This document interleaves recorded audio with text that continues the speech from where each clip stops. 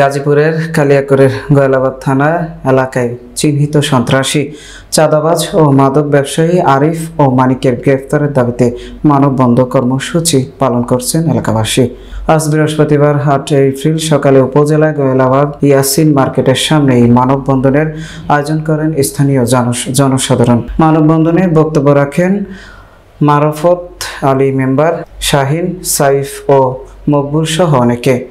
তারা দাবি করেন স্থানীয় যুবদল নেতা আরিফ ও মানিক এলাকায় সন্ত্রাস, মাদক ব্যবসা ও চাঁদাবাজি করে জনজীবন অতিষ্ঠ করে তুলছে। এদের দ্রুত গ্রেফতার করে দৃষ্টান্তমূলক শাস্তির দাবি জানান এলাকাবাসী। আরিফের কাছে বিগত ২ বছর আগে এক গাড়ি ইটের টাকা ৬০,০০০ টাকা পাবো।